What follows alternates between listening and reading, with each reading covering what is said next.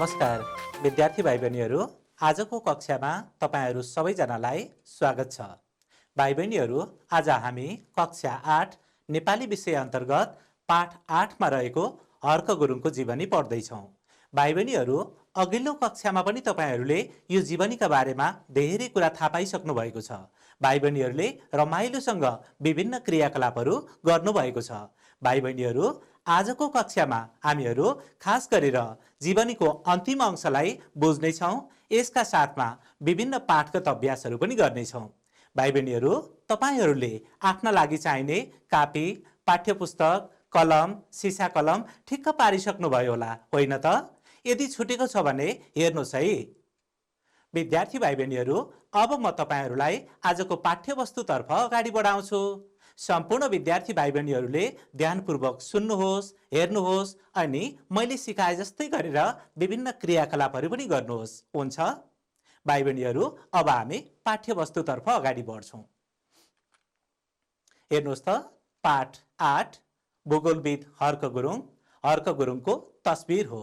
तपाईलाई थाहा भएकै कुरा हो, मैले अघिल्ला कक्षाहरूमा हर्क गुरुङको बारेमा विभिन्न कुराहरू बताएको थिएँ, साथमा उहाँको तस्बिरको बारेमा पनि बताएको थिएँ। भाइ बहिनीहरू, अब अनुच्छेदतर्फ अगाडि बढौँ। अगाडि हेर्नुहोस् त, हर्क गुरुङले वन, वन्यजन्तु, राष्ट्रिय निकुञ्ज र आरक्षण क्षेत्रहरूको व्यवस्थापनमा समेत विशेष ज्ञान हासिल गरेका थिए। उनी नेपाल र नेपालीको लागि गर्व गर्न लायक व्यक्ति हुन्। उनको निधन विषम 2063 असोज 7 गते हेलिकप्टर दुर्घटनामा परि भयो। त्यस दिन कञ्चनजङ्घा संरक्षण क्षेत्र आयोजनाको व्यवस्थापन हस्तान्तरण कार्यक्रममा सहभागी हुन जाने कार्यक्रम थियो।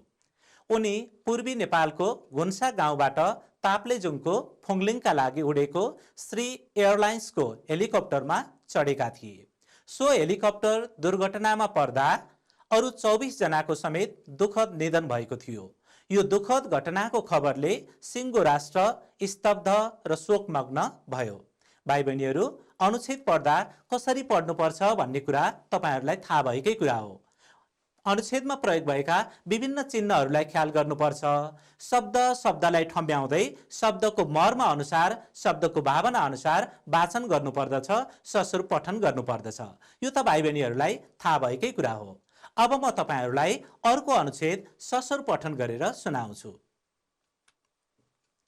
हर्क गुरुङ आज हामी सामु छैनन्, तर नेपाल र नेपालीका लागि दिएको योगदानका कारण उनी सबैको मनमा जीवित छन्। उनको नाममा विश्व वन्यजन्तु कोषले छात्रवृत्ति कोष स्थापना गरेको छ। यस कोषको स्थापनाबाट वन्यजन्तु र वातावरणको संरक्षणमा लागेका व्यक्तिलाई छात्रवृत्ति प्रदान गर्ने गरिएको छ। उनको सम्झनामा नेपाल सरकारले उनकै जन्मस्थानमा शालिग निर्माण गरेर सम्मान प्रकट गरेको छ। उनको अनुकरणीय आदर्श जीवन गाथाबाट सधैँ राष्ट्रको उत्थानमा लाग्नुपर्ने प्रेरणा लिन सकिन्छ। भाइ बहिनीहरू, तपाईहरू पनि आफ्नो फुर्सदको समयमा यसै गरी पाठ पढ्ने अभ्यास गर्नुहोस्। भाइ बहिनीहरू, मैले तपाईहरूलाई अघिल्ला कक्षाहरूमा पाठ पढिसकेपछि शुद्ध उच्चारण सम्बन्धी अनि शब्द र तिनका अर्थ सम्बन्धी विभिन्न क्रियाकलाप गराएको थिएँ। आजको कक्षामा चाहिँ म तपाईहरूलाई त्योभन्दा फरक किसिमका अभ्यासहरू गराउँछु, अर्थात् आज हाम्रो पाठगत अभ्यास गर्ने पालो रहेको छ। भाइ बहिनीहरू, तपाईहरूलाई कति बेला पाठका अभ्यासहरू गरौँ जस्तो लागेको छ? भाइ बहिनीहरू, अब म तपाईहरूलाई पक्कै पनि पाठका अभ्यासतर्फ अगाडि बढाउँछु। ध्यानपूर्वक सुन्नुहोस् र कार्यकलापहरूमा सहभागी हुनुहोस् है त। उत्तर भन्नुहोस्। अभ्यास 2 मा रहेको छ, उत्तर भन्नुहोस्। भाइ बहिनीहरू, हेर्नुहोस् त, तपाईले यो प्रश्न पाठमा पनि देख्न सक्नुहुन्छ, पाठको अभ्यास खण्डमा देख्नुहुन्छ। मैले यहाँ सामग्रीको रूपमा पनि देखाएँ। पढ्नुहोस् त भाइ बहिनीहरू। नेपाल कुन कुन कुराले समृद्ध छ? नेपाल के कुरामा समृद्ध छ भनेको त हो नि। भाइ बहिनीहरूले पाठ पढिसक्नु भएको छ, बुझिसक्नु भएको छ। अब यसको उत्तर भन्नुहोस् त भाइ बहिनीहरू। स्याबास, पक्कै पनि तपाईका उत्तरहरू सही छन्। भाइ बहिनीहरू, हो त, नेपाल भाषाभाषी, जात, धर्म यिनै कुराहरूमा समृद्ध छ भनिएको हो। त्यसलाई बुझिने भाषामा पाठका कुराहरूलाई बुझ्दै यसरी मैले सुनाउँछु। हेर्नुहोस् त, यहाँ नमुना पनि हेर्न सक्नुहुन्छ। नेपाल जातीय, भाषिक र सांस्कृतिक कुराले समृद्ध छ। नेपाल जातीय, भाषिक र सांस्कृतिक कुराले समृद्ध छ। भाइ बहिनीहरू, अब अर्को प्रश्न हेर्नुहोस् त। हर्क गुरुङको जन्म कहिले भएको थियो? भन्नुहोस् त भाइ बहिनीहरू, हर्क गुरुङको जन्म कहिले भएको हो? स्याबास, तपाईहरूले भनिसक्नु भएको छ। तपाईहरूले भन्नुभएको उत्तर अनि मैले देखाएको उत्तर मिलेको छ कि छैन हेर्नुहोस् है त। नमिल्ने त कुरै छैन, नमिल्ने कुरै छैन। हेर्नुहोस् त, हर्क गुरुङको जन्म 1995 पुस 1 गते भएको थियो। कतिपय भाइ बहिनीहरूले भन्नुभयो 1995 साल पुस 21 गते भएको थियो। यहाँ साल थप्दा पनि हुन्छ। हेर्नुहोस् त फेरि, हर्क गुरुङको जन्म 1995 पुस 21 गते भएको थियो। अब अर्को प्रश्न हेरौँ है त। हर्क गुरुङले कसबाट चित्र बनाउने कला सिकेका थिए? हामीले पाठमा पढेका थियौं नि, हर्क गुरुङ चित्रकार पनि हुन्। उनले विभिन्न चित्रहरू बनाएका छन्। चित्रकला प्रतियोगितामा प्रथम स्थान, विशेष स्थान पनि उनले प्राप्त गरेका छन्। यो कुरा त हामीलाई थाहा भएकै कुरा हो। त भन्नुहोस् त भाइ बहिनीहरू, हर्क गुरुङले चित्र बनाउने कला चाहिँ कोबाट सिकेका हुन्? स्याबास नानी बाबुहरू, हो त, मनाङ्गे लामाबाट सिकेका हुन्। यसरी छोटो उत्तर भन्न सक्नुपर्छ अनि उत्तर भन्दा प्रश्नको संरचनालाई पनि ध्यान दिनुपर्छ। हेर्नुहोस् त नमुना। हर्क गुरुङले मनाङ्गे लामाबाट चित्र बनाउने कला सिकेका थिए। हर्क गुरुङले मनाङ्गे लामाबाट चित्र बनाउने कला सिकेका थिए। बुझिहाल्नुभयो नि? अब अर्को प्रश्न हेर्नुहोस्। हर्क गुरुङको मृत्यु कहिले भयो? हामीले भर्खरै पढेको अनुच्छेदमा पनि यो कुरा आएको थियो। हो, त्यही अनुच्छेदमा आधारित भएर तपाईले उत्तर भन्नुपर्छ। भन्नुहोस् त भाइ बहिनीहरू, हर्क गुरुङको मृत्यु कहिले भएको हो? स्याबास नानी बाबुहरू, तपाईहरूको उत्तर सही छ। हर्क गुरुङको मृत्यु 2063 साल असोज 7 गते भयो। 2063 साल असोज 7 गते भयो। यति मात्रै भन्दा उत्तर पूरा हुँदैन। किन? प्रश्नको संरचना अनुसार उत्तर मिलाउनु पर्छ। भन्दा पनि उत्तर लेख्दा पनि हामीले प्रश्नलाई ध्यान दिनुपर्छ। त्यसैले हर्क गुरुङको मृत्यु 2063 साल असोज 7 गते भयो। भाइ बहिनीहरू, अब अर्को प्रश्न हेर्नुहोस् है त। हर्क गुरुङको सम्झनामा नेपाल सरकारले के गरेको छ? भाइ बहिनीहरू, भर्खरै मैले ससुर पठन गरेको अनुच्छेदमा यसको उत्तर आइसकेको छ। यदि तपाईहरूलाई अलमल भयो भने पाठ्य पुस्तक पनि हेर्न सक्नुहुन्छ। हो त, हर्क गुरुङको सम्झनामा नेपाल सरकारले उनकै जन्मस्थानमा शालिग निर्माण गरेको छ।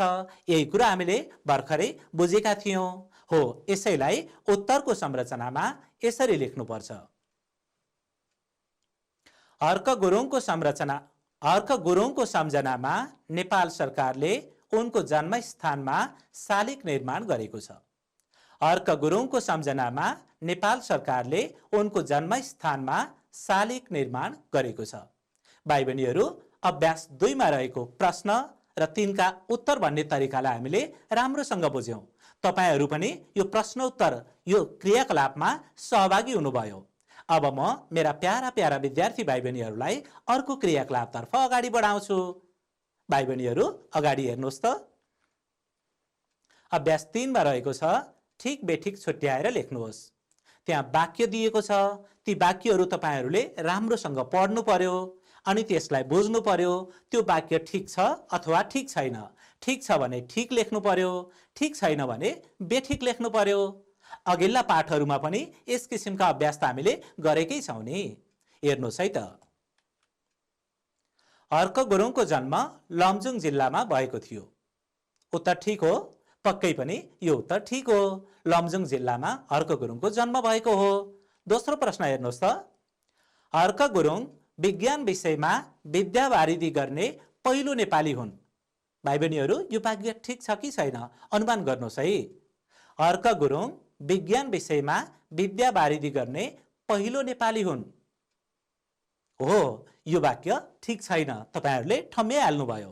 अर्क गुरुङले त भूगोल विषयमा पहिलो पटक विद्यावारिधि गरेका हुन्। नेपालीहरूका तर्फबाट भूगोल विषयमा विद्यावारिधि गर्ने पहिलो व्यक्ति अर्क गुरुङ हुन्। त्यसैले यो वाक्य के भयो? बेठिक भयो।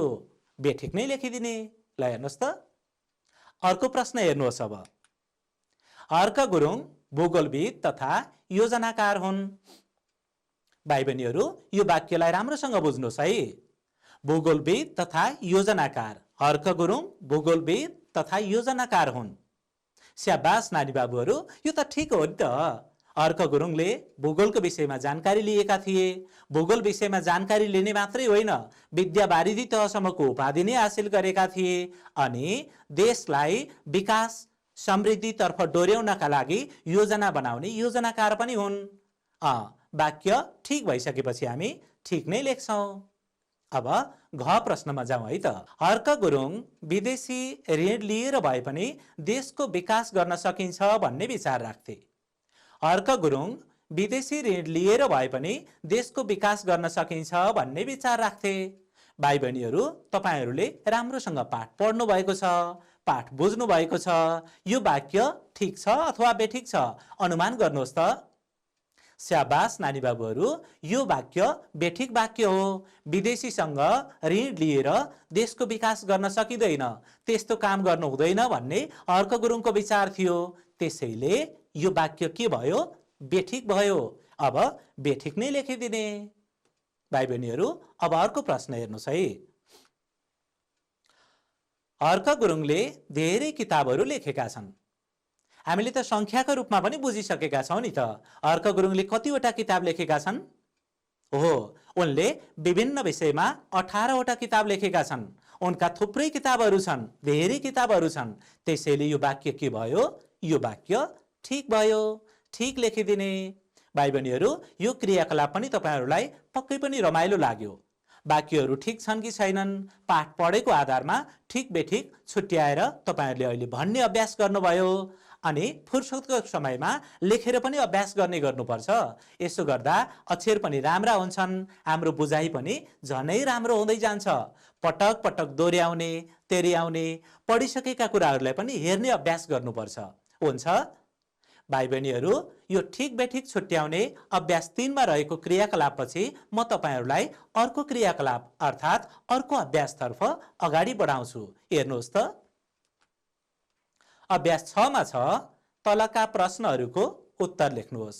भाइ बहिनीहरू, तपाईहरूले प्रश्न ध्यान दिएर पढ्नु पर्यो। प्रश्नले के उत्तर मागेको छ अथवा प्रश्नमा सम्बन्धित प्रश्नमा कस्ता उत्तर लेख्नुपर्छ, यो कुरालाई पनि तपाईहरूले ठम्ब्याउनु पर्छ। भाइ बहिनीहरूले यस किसिमका अभ्यासहरू त अघिल्ला पाठहरूमा पनि गरिसक्नु भएको छ। तपाईहरूलाई पक्कै पनि यो अभ्यास पनि सजिलो लाग्नेछ। यस किसिमका प्रश्नका उत्तरहरू लेख्दा हामीले प्रश्नलाई ध्यान दिनु पर्यो। हेर्नुहोस् त, जस्तै अर्क गुरुङको बाल्यकाल कसरी बित्यो? बाल्यकाल राम्रोसँग बित्यो, अर्क गुरुङको बाल्यकाल राम्रोसँग बित्यो, अथवा अर्क गुरुङको बाल्यकाल रमाइलोसँग बित्यो। यसरी एकै वाक्यमा पुरा हुनु हुँदैन। यो संक्षिप्त उत्तर लेख्ने नमुना हो। यसका लागि तपाईहरूले 5-6 वाक्यमा 4-5 वाक्यदेखि 4-5 देखि 6 वाक्यसम्ममा उत्तर पुरा गर्नुपर्छ। हो, कसरी उत्तर लेखिँदो रहेछ मैले नमुना ल्याएको छु। भाइ बहिनीहरूले पक्कै पनि अनुमान गरिसक्नु भएको छ। तपाईहरूको अनुमान पक्कै पनि सही छ। भाइ बहिनीहरू, तपाईको अनुमानमा केही फेरबदल भयो भने तरिका कस्तो हुँदो रहेछ सिक्नुहोस् है त। हेर्नुहोस् त भाइ बहिनीहरू, अर्क गुरुङको जन्म 1995 साल पुस 21 गते भएको थियो। उनका पिता प्रसाही गुरुङ र माता माया सेवो गुरुङ हुन्। उनको जन्म लमजुङ जिल्लाको तराँचे गाउँमा भएको थियो।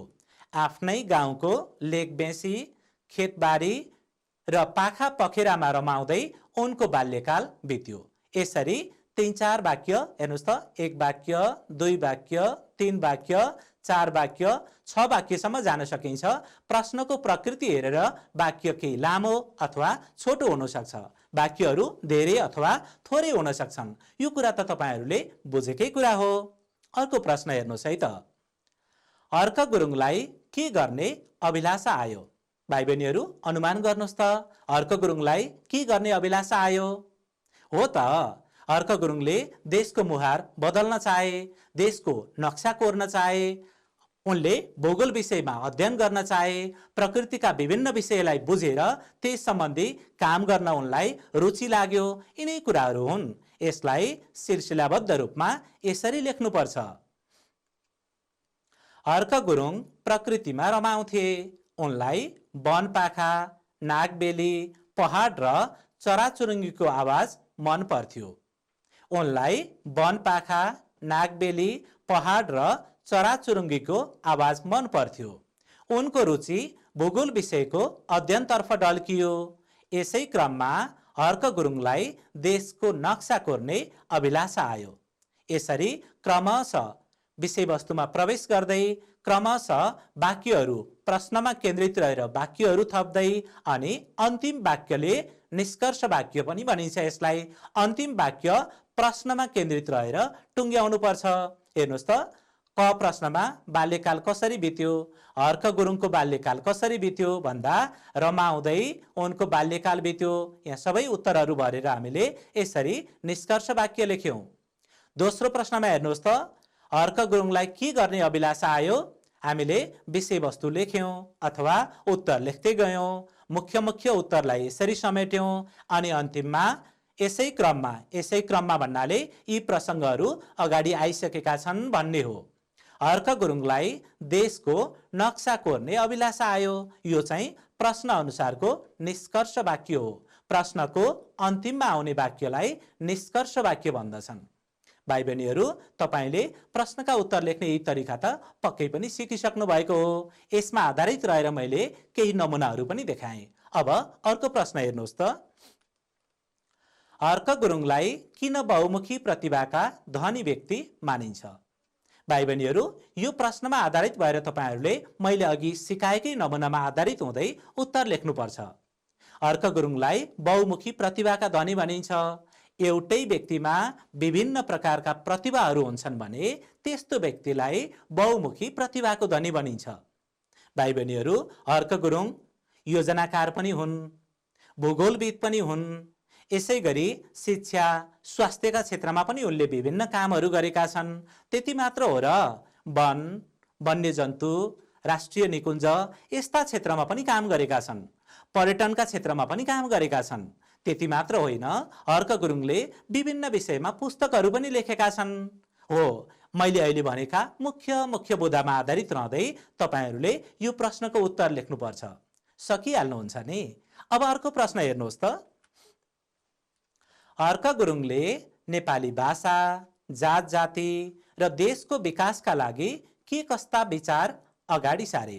भाइ बहिनीहरू, यो प्रश्नलाई पनि तपाईहरूले ध्यानपूर्वक पाठ पढ्नुहोस् अनि उत्तरहरू खोज्नुहोस् र मैले अघि देखाएको नमुना जस्तै सिलसिला मिल्ने गरी उत्तर लेख्नुहोस्। अनि आफूले लेखेका उत्तरहरू मिल्यो अथवा मिलेन अथवा केही सच्याउनु पर्ने भयो भने आफ्ना गुरुहरूलाई अनि आफ्ना अभिभावकलाई, जसलाई देखाउँदा पनि हुन्छ। पाठ पढेपछि, पाठ बुझेपछि उत्तर नमिल्ने त कुरै छैन। मैले पनि केही नमुनाहरू देखाएँ। भाइ बहिनीहरू, कतिपय प्रश्नका उत्तरहरू एकै ठाउँमा फेला पर्छन् अनि कतिपय प्रश्नका उत्तर चाहिँ छरिएर रहेका हुन्छन्। पाठको सुरुको भागमा, बीचको भागमा, अन्तिम भागमा पनि हुन सक्छ। खोजिकन उत्तर मिलाउनु पर्छ है। अब अर्को प्रश्नमा छलफल गरौँ। हर्क गुरुङको मृत्यु कसरी भयो? भाइ बहिनीहरूलाई यो प्रश्नको उत्तर त पक्कै पनि सजिलो लाग्छ। हेलिकप्टर दुर्घटनामा परेर हर्क गुरुङको मृत्यु भएको हो। अनि कुन कार्यक्रममा जाने सन्दर्भमा उनको मृत्यु भएको रहेछ, कुन ठाउँमा मृत्यु भएको रहेछ, यी सबै कुराहरूलाई खुलाएर लेख्नुहोस् है त। अर्को प्रश्न हेर्नुहोस्, हर्क गुरुङको जीवनीबाट के प्रेरणा लिन सकिन्छ? भाइ बहिनीहरू, देशको विभिन्न भागमा जन्मिएर पनि ती व्यक्तिहरूले राष्ट्रको लागि योगदान पुर्याएका छन्। कोही व्यक्तिहरू सुगममा जन्मिएका छन्, कोही व्यक्तिहरू दुर्गममा जन्मिएका छन्। व्यक्ति कहाँ जन्मियो यो मुख्य कुरा होइन। जहाँ जन्मिएको भए पनि कुनै पनि व्यक्तिले राष्ट्रको लागि कस्तो योगदान दियो, समाजका लागि कस्तो योगदान दियो, यी कुरा चाहिँ मुख्य कुरा हुन्छन्। यो पाठ पढिसक्दा भाइ बहिनीहरूलाई के प्रेरणा जाग्यो, कस्तो बुझ्नुभयो तपाईहरूले हो त्यसैसँग सम्बन्धित रहेर पाठका कुराहरू पनि बुझ्दै र तपाईलाई के प्रभाव पर्यो, के प्रेरणा लिन सक्नुभयो त्यसमा आधारित भएर संक्षिप्त उत्तर लेख्नुहोस्। भाइ बहिनीहरू, यो क्रियाकलापमा मैले तपाईहरूलाई संक्षिप्त उत्तर लेख्ने केही नमुनाहरू देखाएँ अनि साथसाथमा प्रश्नमा केन्द्रित रहेर छलफल गर्दै उत्तर लेख्ने तरिकाहरू बताएँ। तपाईहरूले पक्कै पनि यसमा केन्द्रित रहेर संक्षिप्त उत्तर लेख्न सक्नुहुन्छ। अभ्यास लेख्नका लागि, प्रश्नका उत्तर लेख्नका लागि मैले यसलाई गृह कार्यको रूपमा दिएँ। हुन्छ भाइ बहिनीहरू, अभ्यास 6 मा आधारित रहेर हामीले विभिन्न क्रियाकलापहरू गर्यौं। अब म तपाईहरूलाई अर्को प्रश्नतर्फ अगाडि बढाउँछु। हेर्नुहोस् त,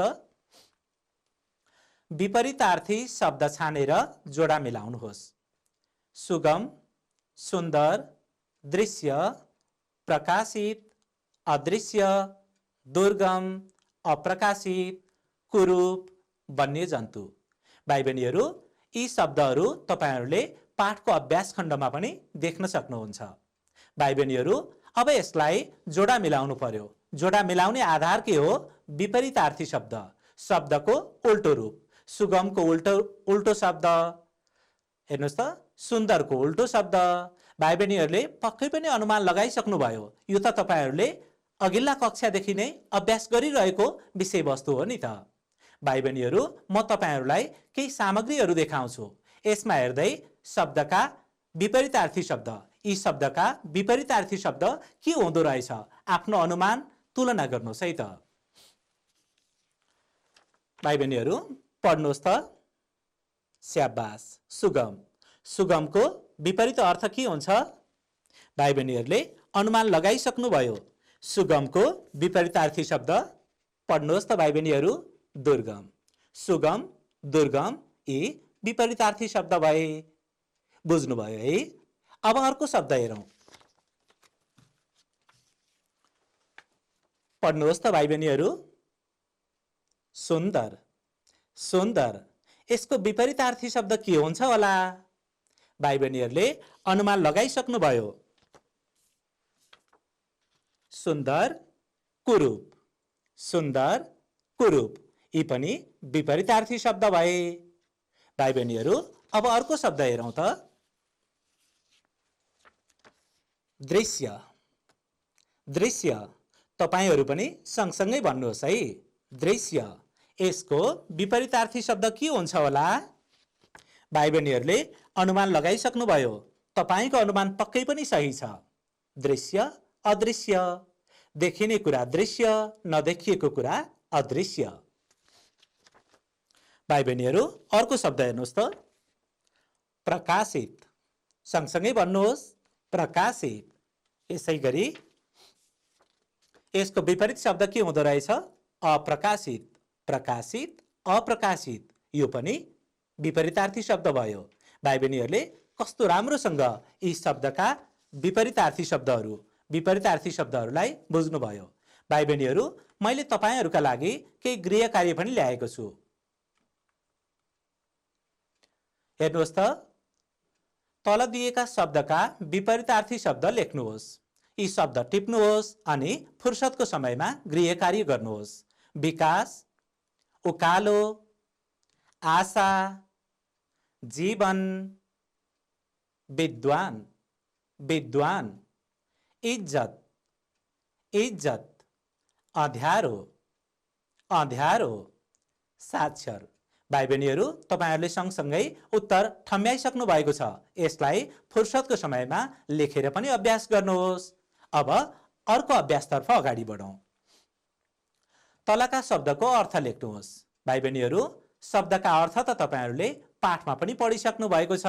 म यसलाई नमुनाका रूपमा देखाउँछु पनि। निकुञ्ज, निकुञ्जको अर्थ के होला? ठम्ब्याइसक्नुभयो हो त। वन्यजन्तु तथा रुखहरूको सुरक्षाका निम्ति जोगाइने क्षेत्र, यसलाई निकुञ्ज भनिन्छ।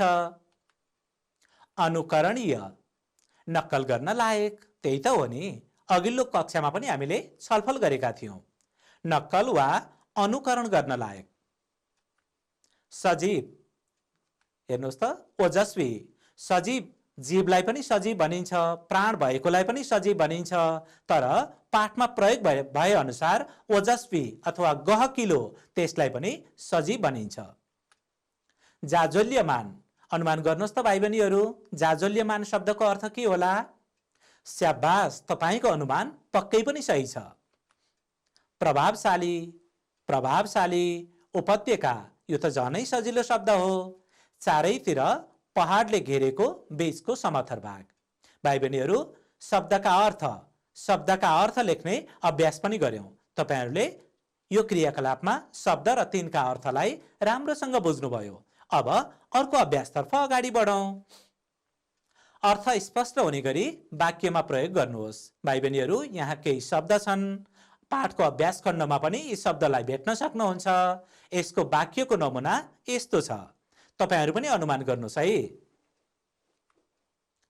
नेपालमा पर्यटन व्यवसायको राम्रो सम्भावना छ। भाइ बहिनीहरू, तपाईलाई बुझ्न सजिलो होस् भनेर यहाँ हेर्नुहोस् त, अरूभन्दा फरक शब्द प्रयोग भएको छ। तपाईको आँखा परोस् भनेर रंगीन शब्दको प्रयोग भएको हो। ल हेर्नुहोस् त, लगनशील। हामीले लगनशील भएर काम गर्नुपर्छ, दत्तचित्त भएर काम गर्नुपर्छ, यही अर्थ त आएको छ नि। हस्तान्तरण, हस्तान्तरण भनेको के हो? कुनै पनि वस्तु अर्काको हातमा दिने कामलाई हस्तान्तरण भन्दछन्। वाक्यको नमुना हेर्नुहोस् त भाइ बहिनीहरू। प्रधानाध्यापकले खेलकुदका विजेताहरूलाई पुरस्कार हस्तान्तरण गर्नुभयो। हेर्नुहोस् त, अर्थ खुलेको छ। हो, यसरी अर्थ खुल्ने गरी वाक्य बनाउनु पर्छ। छात्रवृत्ति। अमिराले विद्यालयबाट गरिब तथा जेहेनदार छात्रवृत्ति पाइन्। बुझिहाल्नु भयो नि भाइ बहिनीहरू, यो त केही नमुना मात्र हो। यसमा आधारित रहेर तपाईहरूले वाक्य रचना गर्न सक्नुपर्छ। पक्कै पनि तपाईलाई यति छलफल भएपछि वाक्य बनाउन सजिलो लाग्छ। विद्यार्थी भाइ बहिनीहरू, वाक्य कसरी रचना गर्ने, यो केही नमुना मैले तपाईलाई देखाएँ। अब यसपछि अर्को अभ्यासतर्फ अगाडि बढौं। हेर्नुहोस् त, अभ्यास 11 मा राष्ट्रव्यापी। हेर्नुहोस् त, यहाँ राष्ट्रव्यापी, राष्ट्रव्यापी भए जस्तै तलका शब्दमा व्यापी जोडेर नयाँ शब्द बनाउनुहोस्। हेर्नुहोस् त भाइ बहिनीहरू, जिल्ला व्यापी के हुन्छ? स्याबास नानी बाबुहरू, तपाईहरूलाई सजिलो लागिसक्यो। जिल्ला व्यापी। ल भन्नुहोस् त अर्को, क्षेत्र व्यापी। स्याबास, क्षेत्र व्यापी। हेर्नुहोस् त, यहाँ जोडिएको त हो नि, जिल्ला व्यापी, यो दुईवटा शब्दलाई जोडियो। हेर्नुहोस् त, यसरी जोडिदा जिल्ला व्यापी भयो। क्षेत्र व्यापी, यहाँ पनि जोडियो, क्षेत्र व्यापी भयो। हेर्नुहोस् त, उपत्यका व्यापी के हुन्छ? उपत्यका व्यापी। सप्ताह व्यापी के भयो? अब सप्ताह व्यापी। भाइ बहिनीहरू, पक्कै पनि तपाईहरूलाई यो क्रियाकलाप पनि सजिलो लाग्यो, रमाइलो लाग्यो, बुझिहाल्नु भयो नि। यति बुझेपछि यी कुराहरूलाई त लेख्न अभ्यास गर्न सकिहाल्नुहुन्छ। अब अर्को अभ्यासतर्फ अगाडि बढौं। सृजनात्मक अभ्यास। पाठको सृजनात्मक अभ्यास खण्डलाई हेर्नुहोस्। अभ्यास 19 मा निर्देशन दिएको छ, तल दिएका बोधाहरूका आधारमा छोटो जीवनी लेखेर शिक्षकलाई देखाउनुहोस्। भाइ बहिनीहरू, तपाईहरूले अघिल्लो कक्षामा पनि जीवनी लेख्ने अभ्यास त गर्नु नै भएको छ, अनि यो कक्षामा पनि केही अभ्यासहरू गर्नु भएको छ। जीवनी लेख्ने तरिकाका बारेमा तपाईहरूलाई म एकपटक राम्रोसँग बुझाउँछु, ध्यान दिएर सुन्नुहोस् है। जीवनी लेख्दा ध्यान दिनुपर्ने कुराहरू। जीवनी लेख्न दिएको व्यक्तिसँग सम्बन्धित बुँदाहरू ध्यान दिएर पढ्ने, बुँदालाई ध्यान दिएर पढ्नु पर्दो रहेछ। जीवनीको सुरुको अनुच्छेदमा जन्म, मातापिता, बाल्यकाल आदि कुरा लेख्ने। सुरुको अनुच्छेदमा लेख्ने कुरा आयो यहाँ। जीवनीको दोस्रो अनुच्छेदमा महत्त्वपूर्ण कार्य, योगदान, पुरस्कार आदि पक्षलाई समेट्ने। जीवनीको अन्तिम अनुच्छेदमा विशेष पहिचान सहित, हामीले जसको बारेमा जीवनी लेख्दैछौँ उनको विशेष पहिचान सहित अथवा विशेष योग्यता, क्षमता, प्रतिभा यी कुराहरू पनि हुन सक्छन्। र मृत्यु भएको भए मृत्यु भएको साल समेत उल्लेख गर्ने, यो चाहिँ अन्तिम अनुच्छेदमा उल्लेख गर्नु पर्दो रहेछ। हेर्नुहोस् त, उपयुक्त शीर्षक लेख्ने, अनि शीर्षक चाहिँ सबैभन्दा सुरुमा लेख्नुपर्छ। यहाँ अन्तिममा किन आयो होला? हामीले बुदाहरू पढिसक्छौँ अनि त्यसलाई अनुच्छेदका रूपमा विभाजन गर्छौँ। अन्तिमसम्म पुग्दा हामी लेख्दै मिलाउँदै बुदा र वाक्यहरूलाई जोड्दै जोड्दै अगाडि बढ्छौँ अनि प्रष्ट कुरा थाहा भइसकेपछि सुरुमा गएर शीर्षक लेख्नुपर्छ। यी कुराहरूलाई बुझिहाल्नुभयो। अब नमुना हेरौँ त भाइ बहिनीहरू। नाम गोपाल प्रसाद रिमाल, जन्म 20 1975 जेठ 18 काठमाडौँ। उनी काठमाडौँमा जन्मिएका रहेछन्। साल सम्बत यहाँ आइहालेको छ। हेर्नुहोस् त, माता पिता आदित्य कुमारी र उमाकान्त रिमाल। हेर्नुहोस्, आदित्य कुमारी माताको नाम भयो, उमाकान्त रिमाल पिताको नाम भयो। शिक्षा 20 1992 को प्रवेशिका परीक्षामा प्रथम श्रेणीमा प्रथम। संलग्नता गोपाल प्रसाद रिमाल कुन कुन क्षेत्रमा संलग्न थिए भन्ने कुरा यहाँ छ। 1990 देखि नै साहित्य लेखनमा लागेका। भाषानुवाद परिषदमा सरकारी लेखकका रूपमा जागिरे। शारदा पत्रिकाका सम्पादक। 1997 मा 14 महिनासम्म लप्टन भई काम गरेका। प्रमुख प्रकाशित कृतिहरू, उनले के कृतिहरू प्रकाशन गरेका छन् भन्ने कुरा यहाँ छ। मसान र यो प्रेम नाटक। यस्तै गरी आमाको सपना कविता संग्रह, यो उनका कृतिहरू रहेछन्। साहित्यिक विशेषताहरू, उनका साहित्यिक विशेषताहरू थुप्रै सेवामा उनले काम गरेका छन्, थुप्रै क्षेत्रमा काम गरेका छन्, तर साहित्यिक विशेषता यहाँ आएको छ। यसलाई पनि बुझ्नुहोस् है भाइ बहिनीहरू। निडर, क्रान्तिकारी र स्वाभिमानी व्यक्ति। नेपाली साहित्यमा नाटक र गद्य कवितामा प्रतीकात्मक शैलीमा विद्रोही स्वर दिने कवि। सम्मान तथा पुरस्कार मदन पुरस्कार 2019 मा प्राप्त गरेका रहेछन्। हेर्नुहोस् त, यहाँ साल दिएको छ। त्रिभुवन पुरस्कार 2030 सालमा प्राप्त गरेका छन्। मृत्यु 2030 कार्तिक 8 गते काठमाडौँमा भएको रहेछ। भाइ बहिनीहरू, यी बुदाहरूमा आधारित भएर जीवनी लेख्नु पर्यो। कसका बारेमा? गोपाल प्रसाद रिमालका बारेमा। भाइ बहिनीहरू, मैले तपाईलाई जीवनीको नमुना पनि ल्याएको छु। यसमा आधारित भएर तपाईहरूले जीवनी रचना गर्न सक्नुहुन्छ। हेर्नुहोस् त, नाटककार गोपाल प्रसाद रिमाल। मैले यहाँ शीर्षक लेखेँ, मैले यहाँ शीर्षक लेखेको छु। यही हुनुपर्छ भन्ने छैन। नाटककार रिमाल अथवा नाटककार गोपाल प्रसाद, यति मात्रै पनि लेख्न सकिन्छ। अब अनुच्छेद यस्तो भयो, जीवनीको अनुच्छेद यस्तो भयो। नाटककार गोपाल प्रसाद रिमालको जन्म 1975 साल जेठ 18 गते काठमाडौँमा भएको हो। उनका माताको नाम आदित्य कुमारी र पिताको नाम उमाकान्त रिमाल थियो। अध्ययनमा लगनशील रिमालले 1992 सालको प्रवेशिका परीक्षामा प्रथम श्रेणीमा प्रथम स्थान हासिल गरेका थिए। भाइ बहिनीहरू, अघि बुदामा आएका कुराहरूलाई यहाँ अनुच्छेदमा लेखिएको हो। अनि मैले सुरुमै भनेको थिएँ नि, पहिलो अनुच्छेदमा सम्बन्धित व्यक्तिको जन्म, जन्मस्थान, मातापिता अनि शिक्षा दीक्षाका सामान्य कुराहरू उल्लेख गर्ने। दोस्रो अनुच्छेद हेर्नुहोस् त। रिमाल केही समय भाषानुवाद परिषदमा सरकारी लेखकका रूपमा जागिरे भए। उनले केही समय शारदा पत्रिकामा सम्पादक भएर काम गरे। 1997 सालमा 14 महिनासम्म लप्टन भई काम गरे। सानै उमेरदेखि साहित्यका पुस्तकहरू खोजी खोजी पढ्ने रिमालको असल बानी थियो। 15 वर्षको उमेर अर्थात् 1990 देखि नै उनी साहित्य लेखनमा अग्रसर भए। नेपाली नाटक र कविता लेखनमा रिमालको उल्लेखनीय योगदान रहेको छ। उनको मसान र यो प्रेम गरी 2वटा नाटक र आमाको सपना कविता संग्रह प्रकाशित छन्। उनका नाटकमा नेपाली समाजको यथार्थ चित्र उतारिएको हुन्छ। कवितामा चाहिँ उनले गद्य शैलीको प्रयोग गरेका छन्। अघि बुदामा पनि आएको थियो नि, गद्य शैलीमा उनले कविता लेखेका थिए भन्ने कुरा आएको थियो। हो त्यसैलाई अनुच्छेदमा यसरी लेखिएको छ। रिमाल निडर, क्रान्तिकारी र स्वाभिमानी व्यक्ति थिए। यो पनि अघि बुदामा आएको विषयवस्तु हो। हेर्नुहोस् त भाइ बहिनीहरू, यसलाई कसरी जोड्नु पर्दो रहेछ। उनको व्यक्तित्वको प्रभाव उनका साहित्यिक रचनामा समेत पाइन्छ। हेर्नुहोस् त, यो कुरा त बुदामा आएको थिएन। हामीले बुदाहरू पढिसकेपछि उनको साहित्यमा के कस्ता प्रभाव अथवा विशेषता थियो भन्ने कुरालाई पनि बुझेर समेट्नुपर्छ। उनले आफ्ना कविता मार्फत सामाजिक विभेदको विरोध गरेका छन्।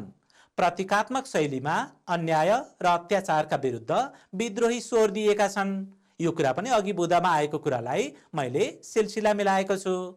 संख्यात्मक रूपमा थोरै साहित्यिक कृति रचना गरेका भए पनि रिमालका कृतिहरू उच्च कोटिका छन्। भाइ बहिनीहरू, संख्याको रूपमा रिमालका कृतिहरू मसान र यो प्रेम गरी 2वटा नाटक, अनि हेर्नुहोस् त, आमाको सपना एउटा कविता संग्रह, 3वटा कृति मात्र प्रकाशित छन् र पनि गुणात्मक रूपमा चाहिँ अथवा उनले आफ्ना साहित्यिक कृतिहरूलाई उच्च कोटिका बनाएका छन्, उत्कृष्ट बनाएका छन्। उनले विषम 2019 मा मदन पुरस्कार र विषम 2030 मा त्रिभुवन पुरस्कार प्राप्त गरेका थिए। भाइ बहिनीहरू, यो अनुच्छेदको दोस्रो नमुना हो। यो नमुना हेर्नुहोस् त, अनुच्छेदको यो पहिलो नमुना थियो, पहिलो अनुच्छेद, अनि मैले जीवनीको दोस्रो खण्डमा दोस्रो अनुच्छेद नै देखाएँ। दोस्रो अनुच्छेद अरूभन्दा महत्त्वपूर्ण, खदिलो र ठुलो हुनुपर्दो रहेछ। यो कुरालाई पनि बुझ्नुभयो र विषयवस्तु जोड्दै जोड्दै यसरी अनुच्छेद बनाउनु पर्दो रहेछ। अब अन्तिम अथवा तेस्रो अनुच्छेद हेरौँ है त। पत्रिकाका सम्पादक तथा सैनिक सेवा लगायतका क्षेत्रमा काम गरेका रिमाल मूलतः साहित्यकार हुन्। रिमालले आफ्ना साहित्यिक कृति मार्फत समाजमा रहेका विकृति र विसङ्गति विरुद्ध आवाज उठाएका छन्। उनको देहावसान विषम 2030 साल कार्तिक 8 गते काठमाडौँमा भयो। उनी आफ्ना साहित्यिक कृतिहरूमा सधैँ अमर छन्। भाइ बहिनीहरू, हेर्नुहोस् त, 3वटा अनुच्छेदमा यसरी जीवनी लेखियो। भाइ बहिनीहरू, यो नमुनाका आधारमा पक्कै पनि तपाईहरूले जीवनीहरू लेख्न सकिहाल्नुहुन्छ। विद्यार्थी भाइ बहिनीहरू, आजको कक्षामा हामीले हर्क गुरुङ पाठसँग सम्बन्धित भएर विभिन्न अनुच्छेदको ससुर वाचन गर्यौं। यसका साथमा पाठगत अभ्यासहरू पनि गर्यौं। विद्यार्थी भाइ बहिनीहरूले फुर्सदको समयमा यो अभ्यासलाई गृह कार्यको रूपमा पनि लेख्नुहुनेछ। आजको कक्षामा सम्पूर्ण विद्यार्थी भाइ बहिनीहरूले सक्रिय भएर भाग लिनुभयो। यसका लागि म मेरा प्यारा प्यारा विद्यार्थी भाइ बहिनीहरूलाई हार्दिक धन्यवाद दिन चाहन्छु। फेरि अर्को कक्षामा रमाइलो भेटघाट हुने नै छ। तबसम्मको लागि बिदा चाहन्छु। धन्यवाद, नमस्कार।